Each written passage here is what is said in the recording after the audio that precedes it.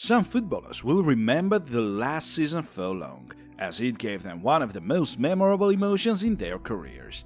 They worked hard for their teams and as a result got rewarded in the end. Of course, for some it could have been better, but even these results should make them proud.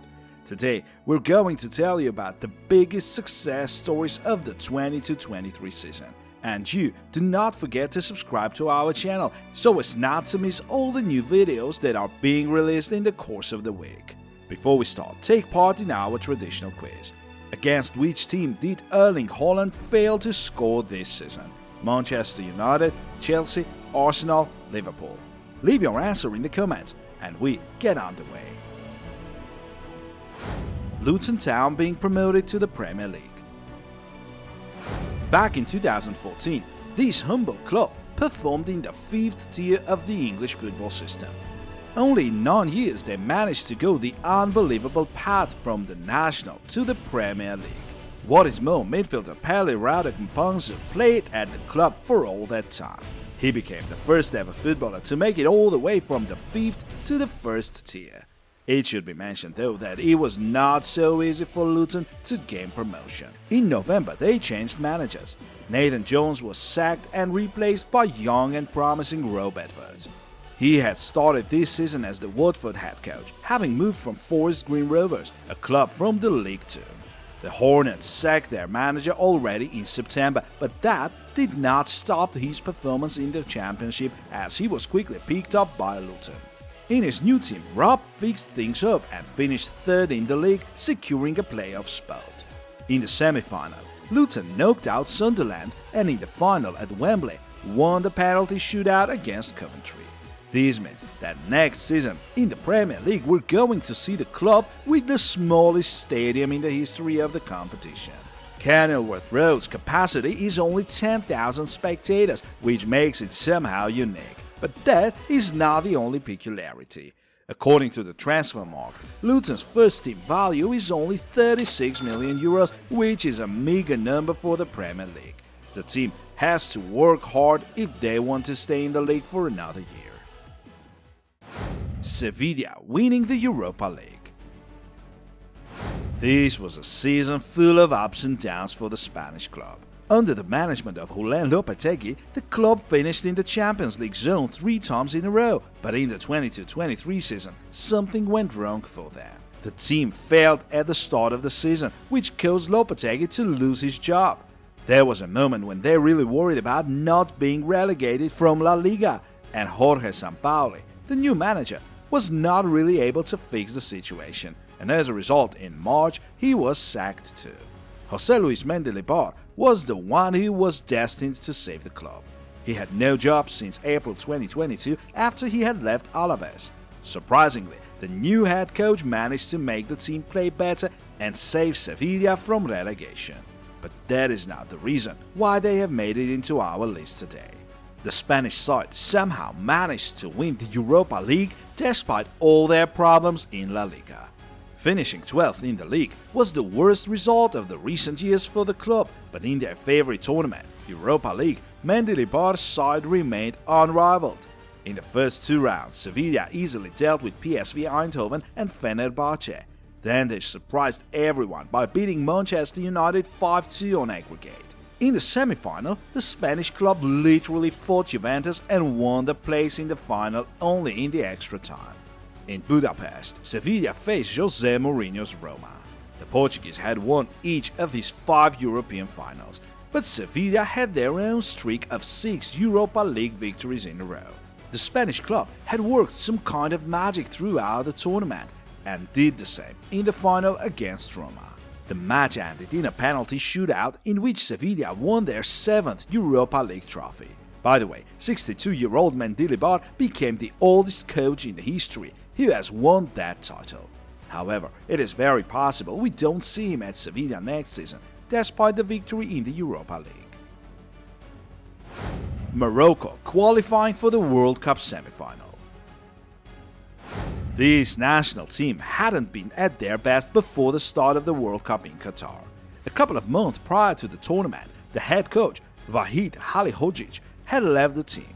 He was replaced by Walid Regragui, who had no previous experience. The new coach brought Hakim Ziyech and Nusser Mazraoui back to the national team after they had fallen out with the previous manager. However, Morocco's chances at the World Cup were not considered high, especially when they were drawn in a group with teams like Croatia, Belgium and Canada, a strong side that can annoy even the strongest opponents. Surprisingly, Regragui's team managed to win the group, beating Belgium and Canada and drawing against Croatia. In the last 16 stage, the Morocco national team knocked out Spain in the penalty shootout, making everyone think seriously about them. In the quarterfinal, they faced their geographical neighbors, Portugal, who had smashed Switzerland in the previous match. Nobody expected anything from Morocco, but they showed an incredible defensive game and won a place in the semi-final. Morocco became the first ever African team reaching that stage. In the semi-final, the team fought against France, but unfortunately could not jump over their heads and lost 2-0. In the third place match, Morocco also did their best, but the bronze medals were eventually won by Croatia. However, at the beginning of the tournament, the Moroccans hadn't even dreamt of such a result. That is why their performance made them heroes not only in their home countries, but for the whole football society. Arsenal's progress. A season ago, Mikel Arteta's side lost their place in the Champions League zone at the very last moment, giving way to their rivals, Tottenham. Last summer, Arsenal had a great transfer campaign and signed two players from the champions Man City, Alexander Zinchenko and Gabriel Jesus. Also, William Saliba returned from a loan spell at Marseille, where he was named the League One Best Young Player of the 22-23 season. The progress of Arsenal was quite expected, but they exceeded all expectations and led the Premier League table for a long time. Besides the new signings, some Arsenal players found their prime form, among them Martin Odegaard, Bukayo Saka and Gabriel Martinelli. All these players finished the season with more than 10 goals under their belts in the Premier League, which is a rare thing for players from the same club. Arsenal were very close to winning the Premier League title this year, and there was a solid gap between them and Man City that was going second. Unfortunately, in spring the Gunners faced a crisis and drew 3 matches in a row, and later lost to Man City. Manchester City have won their 3rd title in a row. Arsenal fell short of 5 points, which is still a success in comparison with the previous season. Whatever the case, the Gunners finished in the top 4 for the first time since 2016. That is why next season we will see them play in the Champions League at last. And we're yet to know if Arsenal will be able to maintain the great form and challenge Man City in the next campaign. Newcastle, Union and Lens qualifying for the Champions League. The Magpies head coach Eddie Howe took charge of the team in the middle of the previous season and managed not only to keep the team in the Premier League, but finish mid-table in a very difficult season. Before the start of this season, nobody expected anything special from Newcastle, especially after the club spent not that big a sum on transfers, only 136 million euros. Almost any average Premier League club can afford such spendings. That is why no rivals were afraid of Alexander Isak, Sven Botman and Nick Pope joining the club. It turned out they should have, because Eddie Howe's side were just phenomenal in the course of the season and proved that names do not have that much of an impact in football. The Magpies demonstrated a very organized game in defense and were brilliant in the attack too. Newcastle was not worse than any of the top 6 clubs and deservedly finished 4th in the Premier League, conceding as many goals as the champions Manchester City. Next season, Eddie Howe and his team are going to play in the Champions League. Last time they took part in the tournament in 2003. We'll see how Newcastle is going to handle another challenge. This year's surprise package in the Bundesliga was provided by Union Berlin. This club was promoted to the first division only in 2019 by beating Stuttgart in the playoffs. All the success is thanks to the head coach Urs Fischer, who managed to win promotion from the very first try, and then the club steadily developed. In their first season in the Bundesliga, the team was not struggling to avoid relegation but confidently finished 11th.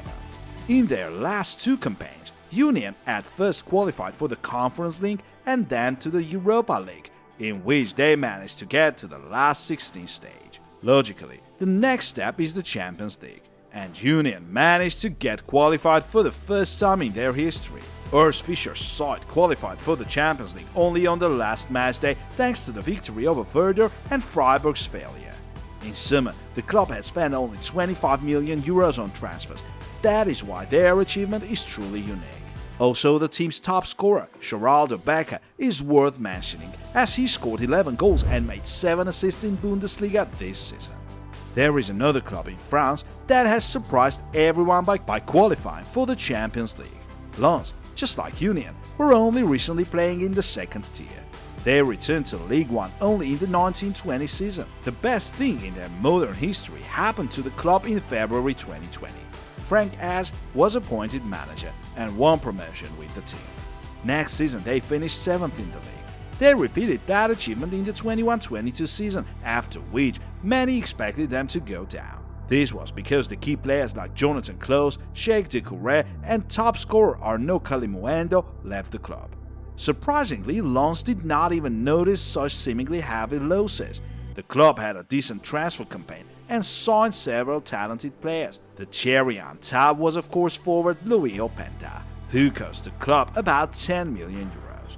This was a great signing, as the striker finished the season with 21 goals under his belt, thanks to which his price tag increased.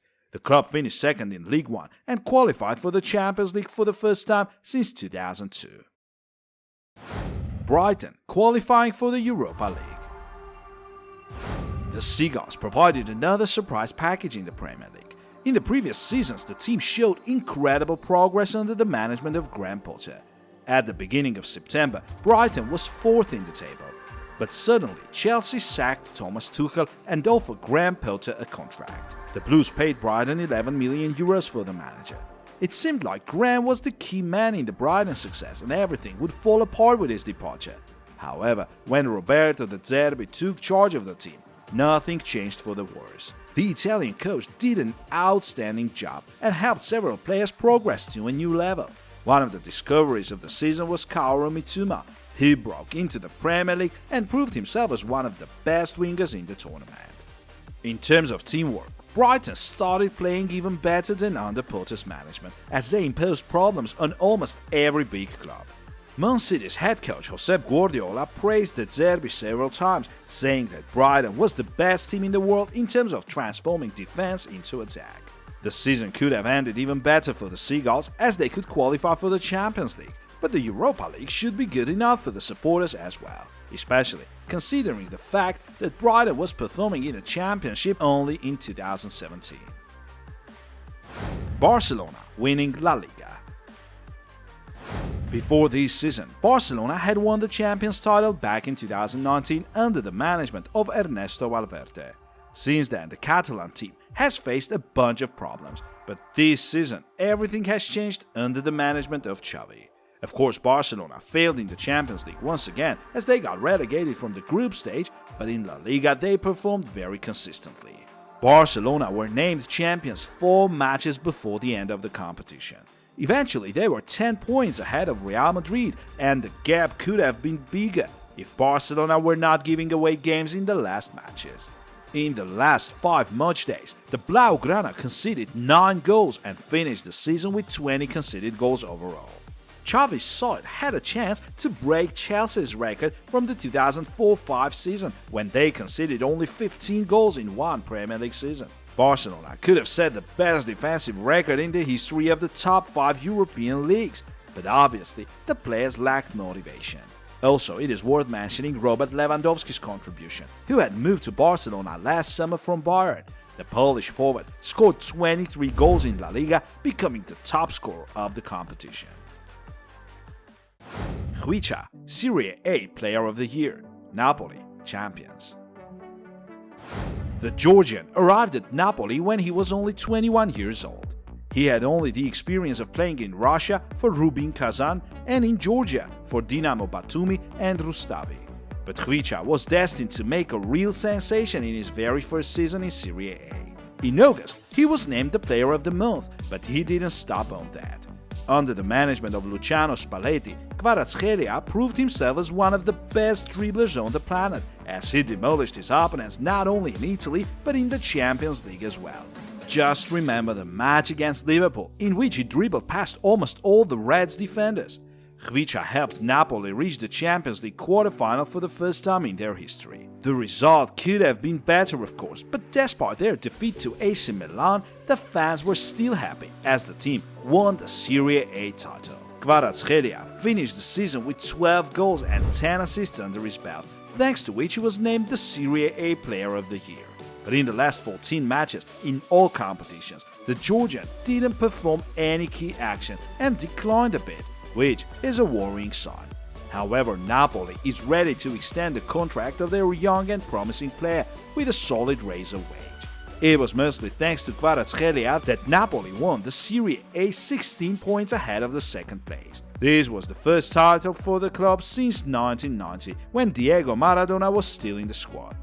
Besides Khvicha, there is another attacking footballer worthy of mentioning, Victor Osimhen, who became the Serie A top scorer with 26 goals under his name. He may well leave Napoli this summer, but the club president, Aurelio De Laurentiis, demanded an unbelievable sum of 150 million euros for him. By the way, in one of our recent videos we've told about the best players of the season. Watch it to learn who performed well this season and met the expectations. Messi winning the World Cup. Before the World Cup in Qatar, Messi knew this was his last chance to win the most important trophy in any footballer's career. The tournament didn't start well for Lionel Scaloni's side, as Argentina lost to one of the weakest teams in their first match, Saudi Arabia. However, Argentina managed to make things work in the next matches and won the group by beating Poland and Mexico. In the first knockout stage, the South Americans easily passed Australia and were drawn with the Netherlands in the quarterfinal. Argentina were leading 2-0 by the end of the match, but Louis van Gaal's side managed to make a comeback and send the match to the extra time. There, Messi and his team turned out to be better, and they progressed to the semi-final, where Argentina were to meet the scary Croatia, who in their turn had knocked Brazil out of the competition. However, the Albiceleste was stronger and defeated Croatia 3-0. In the final against France, Argentina quickly scored a goal thanks to the penalty taken by Messi. Soon they doubled the score. It all was moving to the logical victory, but suddenly, just like in the quarterfinal against the Netherlands, Argentina conceded 2 goals and the extra time started. Soon Messi scored again, but somehow France managed to equalize. The winner was to be decided in the penalty shootout. The South American goalkeeper, Emiliano Martinez, showed a masterclass and brought the long-anticipated trophy to his country, precisely to Messi. Lionel ended the tournament with the Best Player award and as the second best scorer with 7 goals under his belt. That is a solid background for winning the 8th Ballon d'Or award. Domination of Manchester City. Last season was undoubtedly the best one in the history of the Citizens. The team were runners-up for most of the season, but eventually they managed to catch Arsenal and win the 3rd Premier League title in a row. Also, Josep Guardiola's side won the FA Cup by beating their fierce rivals, Man United, in the final. After losing the final, obviously the Red Devils were hoping that Inter Milan would win the Champions League final and stop the Citizens from making a treble.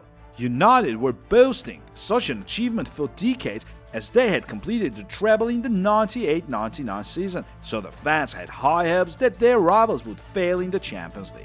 However, Man City handled the pressure and deservedly won their first Champions League trophy. They repeated their neighbors' record and completed a treble, which not a single English club had done in the 21st century. At last, Guardiola won the long-awaited trophy and proved many doubters wrong. Manchester City's success would have hardly been possible without Erling Haaland's contribution, as he has had an outstanding debut season after his move from Borussia Dortmund. The Norwegian was destroying his opponents match after match and set the Premier League goals record from the first try. He scored 36 goals in one season, which is the highest number ever. Besides, Haaland repeated Thierry Henry's record, having made 44 goal contributions in one season. In all competitions, Haaland scored 52 goals, becoming not only the Premier League goal scorer, but winning the Champions League Golden Boot award. All the above-mentioned achievements make the Norwegian a serious Ballon d'Or contender and a decent competition for Messi. The heroes of today's videos worked very hard last season, but that doesn't mean they should relax. The new season is going to start very soon and the players will have to face new challenges. Dear friends, what has surprised you the most in the 22-23 season? Write your opinion in the comments. We'll be happy to read them. See you soon.